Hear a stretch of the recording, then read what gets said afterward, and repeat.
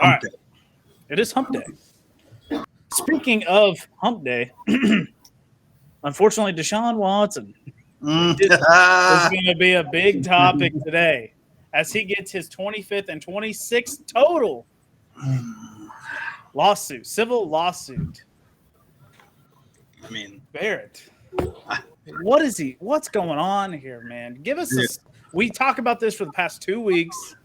Give us another quick breakdown of why the Browns deserve everything that's coming to them right now. just look at what they've done.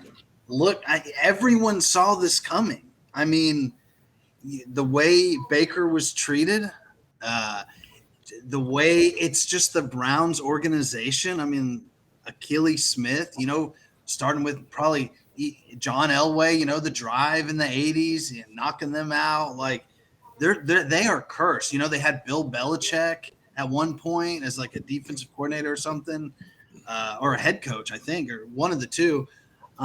They're just cursed, man. And like a part of me, everyone's been saying, oh, the Browns organization didn't do enough. Well, no shit. Cause like all this, I mean, I don't know who said it. Some sports personality said it. I mean, before we start the season, it may get up to like 30, females. So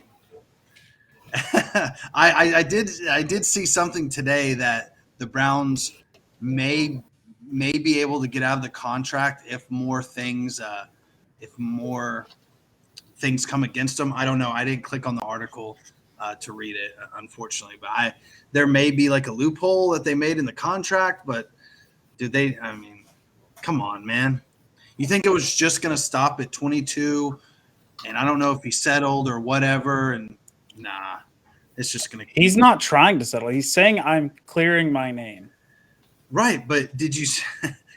When they asked him straight up, they were like, "Is this true?" He did not deny that it wasn't. That's the thing. He kind of skipped around the question. His lawyer kind of threw him out to dry when he's like, "There's nothing wrong with getting a little happy ending after your massage." Exactly. Come on, the guy is guilty. 2 ways from Sunday or whatever the saying is. Dude. They're saying if Calvin Ridley's getting a year ban for gambling $1,500, Deshaun needs to be banned from the NFL. Yep. And I don't know if it's true or not, but if all this is true, I mean, I don't see him playing another snap in the NFL. Dude, it's wild, isn't it? Like it's just so wild to me. Seth, what are your thoughts here, man? It just goes back to the Browns being the Browns. A guy pulls you out of a 6-year drought or whatever. Don't trade for a guy who has these criminal lawsuits, and now it just keeps piling on top. And you gave away a pretty good piece of your future, your near future, for said human. 3 first. So it's not a good deal for the Browns. If they get out of the contract, they're still not, out of the mud per se. Like, you traded 3 first picks for this guy, gave him a bunch of guaranteed money. You backloaded his salary, basically, trying to avoid it. You haven't even given your opinion on it. Like, you're not publicly coming out and saying anything, really. And it's just it's a bad look for that organization. It's a very bad look for that organization. But it looks like they will be trading Baker Mayfield in the future. So good luck to the Browns with Jacoby Brissett. He stinks. Yep. Reported that Carolina is in big trade talks for Baker Mayfield. But listen, I was listening to a couple guys talk. They're saying they're trying to get him in for minicamp, but minicamp's only 3 days. It's like, what is 3 days at a minicamp going to do for Baker Mayfield? It's like they started talking after day 1 of minicamp while they were going on, right?